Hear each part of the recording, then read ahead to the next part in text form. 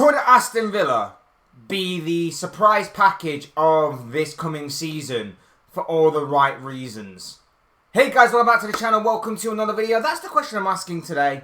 I'm asking whether or not Aston Villa, for all the right reasons, will have another year in which they are the surprising package that the Premier League has to offer this season. Or, more rather, are many people maybe sleeping on the prospect of what Aston Villa could do or could become this season? That's a question I want to ask you, and I'll give my thoughts and opinions as to why later on in the video.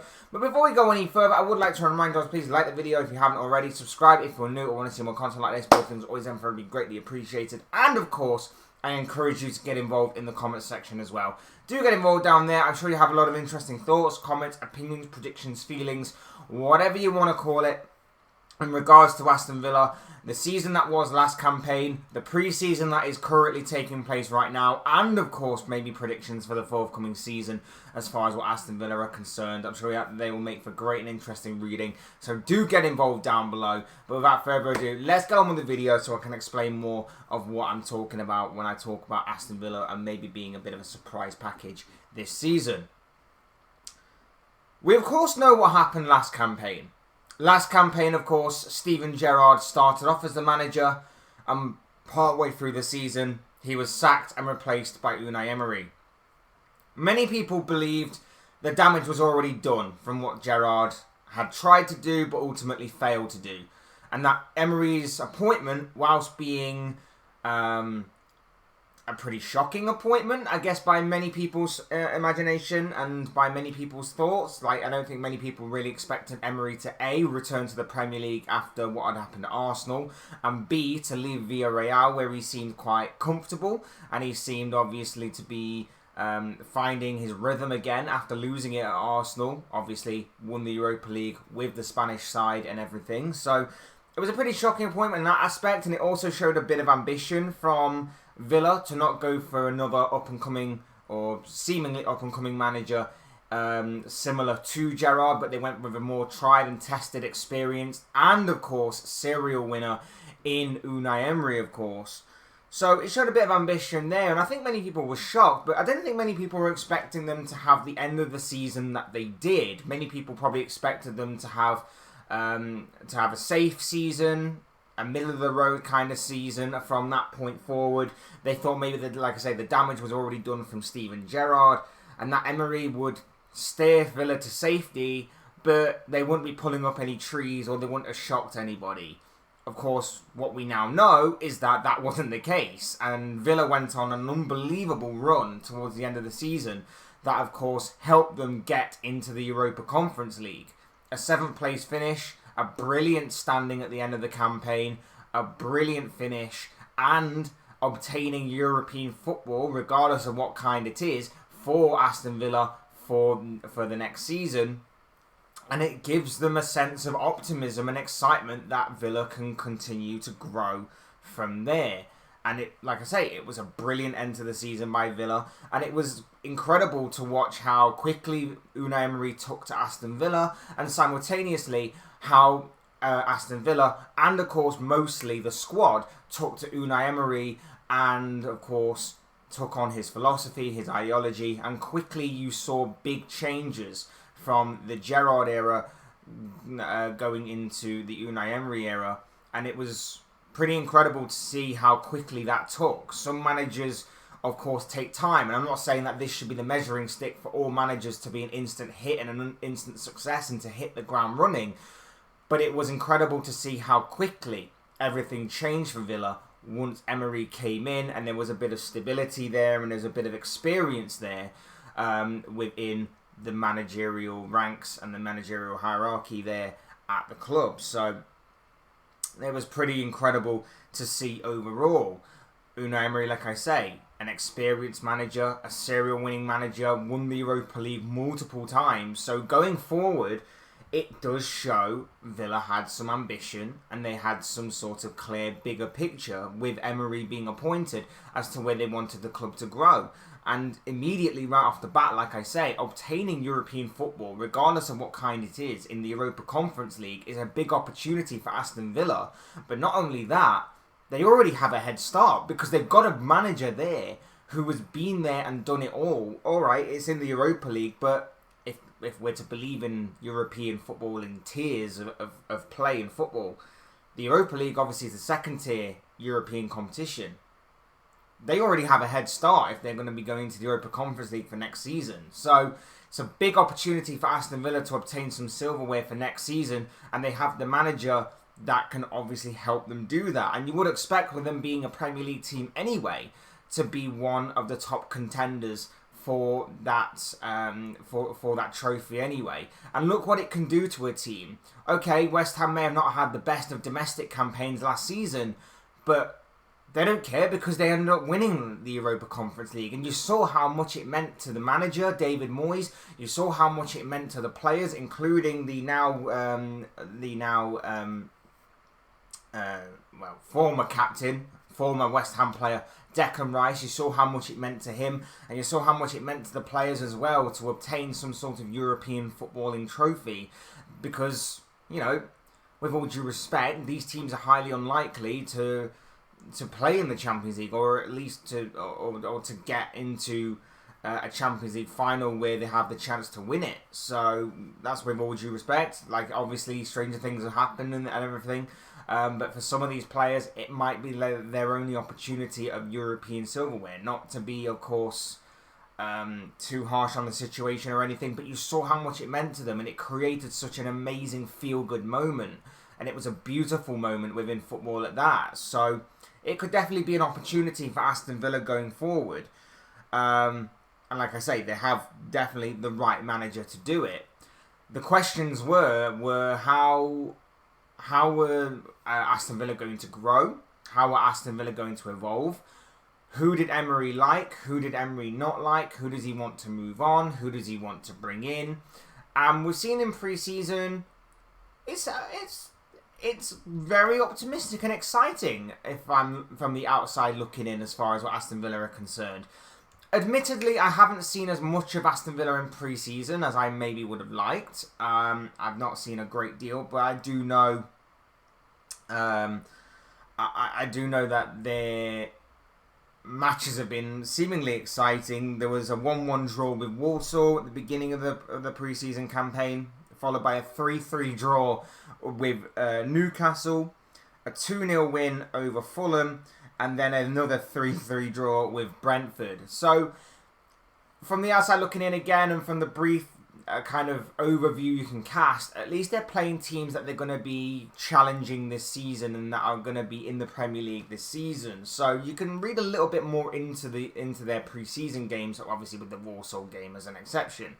But you can read into it a bit more, given the fact that they're playing Premier League opposition, given the fact that obviously the scorelines are kind of high-scoring games, shall we say. I don't know whether it's just because it's rotation and Emery's focusing more on fitness rather than experimentation in terms of youngsters and in terms of playing people in different positions, or whatever the case may be, how far you go to experimenting with your squad and with your starting 11 and all that stuff. So maybe Aston Villa fans can get in the chat and get in the comments and talk to me a little bit about that, and talk to me a little bit about how their pre-season has gone so far and what they can see from how Emery wants to evolve this team and how he wants to maybe play this season. But like I say, from a brief overview, it does look pretty promising in that aspect. And then you look at the signings that they've made, and for me, they are really, really good signings. They are smart signings. They are brilliant signings. Yuri Tillemans on a free transfer. He provides options in that midfield. He provides something different than what Douglas Luiz has. He provides something different, in my opinion, to what Jacob Ramsey has. He provides something different to what John McGinn has.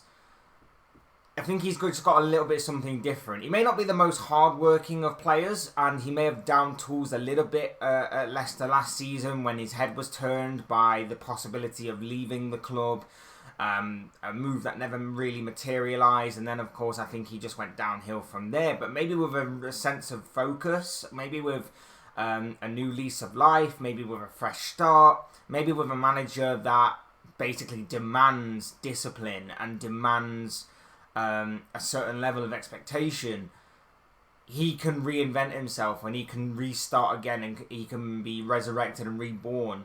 Because this was a player that not too long ago a lot of people were talking about and a lot of people were raving about. So maybe this could be a perfect move for him to go to Aston Villa, resurrect himself. And of course there's going to be opportunities as well. Like I said, there's going to be extra games this season for Aston Villa in the European competition that of course Villa will need to beef up their options in certain areas, and Tielemans provides that. And he doesn't only provide depth, but he also provides different options in terms of how you play and how you maybe set up, with obviously what he can bring to the table in terms of obviously his more attacking approach.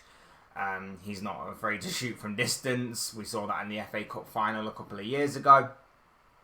And of course, the fact that, you know, he's pretty good on the ball as well. He's pretty good on the ball in terms of his passing and his dribbling ability as well. So he provides a different option in midfield to what I believe Villa currently have.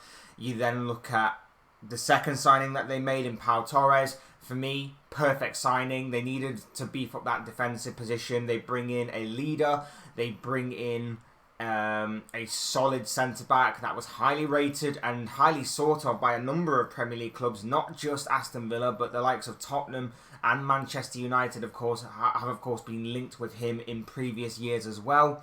So that for me was perfect, and what obviously made it more perfect was the fact that obviously Unai Emery's worked with Pau Torres before. So he obviously knows what Unai Emery expects of him. He obviously knows what he can expect from Pau Torres. Match made in heaven, a perfect signing, and it's just a smart decision. It's a smart decision, and again, it's another ambitious sort of capture that Aston Villa have produced there. Because, like I say, Manchester United were in for him. And we know that United are on this upwards trajectory, so we know that there must be something with this guy going forward. But obviously Unai Emery used his connections, and I mean, as we know, Pau Torres was a big part of the machine at Villarreal under Unai Emery when he was there, of course. So it makes sense. It's a smart transfer decision. And then, of course, the big one, Moussa Diaby, going to be perfect in a counter-attacking system on that wing with his pace, with his speed, with his tenacity, with his drive, his determination, his direct approach. I think he's going to be an incredible, and even though it's big money, I'd still say it's somewhat of an underrated kind of signing, because I think a lot of other teams may have had their eye on Diaby and may be looking at it and going, why didn't we go for that kind of player? Why did we leave Aston Villa to go and get that kind of player? So I'm intrigued by this signing. I think this one could be one to look out for going forward. So I'm very intrigued by it. But I think he's another good fit. He beefs up an area that needed to be beefed up. He provides something a little different. And like I say, for the kind of system that Unai Emery likes to play, I think he's going to be perfect in leading a counter-attack on the wing and being an outlet for Aston Villa when they're trying to transition defence into attack. I think it's a very, very, very strong and solid signing indeed. And like I say, good signings, smart signings, but also first choice signings. They wanted that player, they went and got that player. There was none of this, we'll haggle over a few million and then we'll turn our attention to our second best player. We'll haggle over and we'll turn our attention to another player. They went out, they laid the money down on the table, they said take it or leave it, and they managed to get the deal done. And that is a sign of a good, well-run club, in my opinion. Now, as far as what expectations can go for the season, I won't give too much away because, obviously, I'm going to be making a predictions video at some point between now and the beginning of the season. in regards to obviously the entirety of the Premier League table. But what I will say is there is a little bit of concern for me in regards to, can this team manage 2 games a week? Now, I know it's going to be the Europa Conference League, and I know that for the group stages, they may be able to rest certain players, and big players at that, to maybe get them through those kinds of ties, because, with all due respect, the early stages of the Europa Conference League in terms of the group stages do tend to provide teams that you'd often compare with maybe early stages of like the League Cup, for example, where you're facing the likes of Aldershot Town and Chesterfield and, you know, teams like that, with all due respect. But later on, it could obviously get a bit trickier and it could get a bit tastier. And like I say, we saw that West Ham kind of struggled a little bit with finding a bit of a balance between both. But maybe with a more experienced manager at the helm in Unai Emery than David Moyes, someone who's been there and done it in multiple European competitions and knows how to balance and knows how to obviously plan ahead better in those kinds of scenarios and situations. Maybe Villa may find it a little easier and a little better to, of course, combat that issue and, of course, find some sort of balance going forward. That's my only concern. I see some sort of consistency in the league, but I also think there could be a real chance that maybe there is some European silverware come the end of this season. I think Villa will have a very good opportunity and a very good chance of winning that Europa Conference League. And if they do, and if they maintain a similar sort of position, which is what I'm sort of predicting in a way, a similar sort of prediction to where they ended up last season, I think that is a massive and major successful season as far as what Aston Villa are concerned. I think they're going to be tough to beat. I think they're going to be solid, particularly at home. And I think they're going to cause some issues for the bigger teams in the Premier League going forward this season. And I think, like I say, I think there could be some silverware come the end of the campaign. But I'll leave it there, and I'll leave that to your imagination, that I think they might pick up a very similar position to what they did last season. Remember, they did finish 7th last season, so I do think it will be somewhere around about there that Unai Emery's side finish this campaign. But I'm going to leave it there. Those, of course, have been the thoughts, comments, opinions, predictions, feelings, whatever you want to call it, of this guy. I want to know what you guys think. What do you make of Aston Villa right now and going forward? What do you make of them last season? What do you make of them in pre-season? What do you make of the transfers that they've done? And what do you make of their expectations and their goals for this current campaign, or this forthcoming campaign, should I say, that is coming up very, very soon? I'd love to know your thoughts, your comments, opinions, predictions, feelings, whatever you want to call it, on Aston Villa, on Unai Emery, and everything else in between down below in the comment section, because I'm sure it'll make for interesting and great reading. Otherwise, hit the like button on the way out if you enjoy the video. Subscribe if you're new or want to see more content like this. Both things always and forever greatly appreciated. And of course, hit the like button on the way out. Hit the subscribe button. All the great things greatly appreciated. And of course, thank you all so much for watching and listening. I've been Fletch. This has been another Fletch Talks video, and I will see you speak with you all again soon in another video or live stream or whatever it will be. Cheers, guys. Have a good day.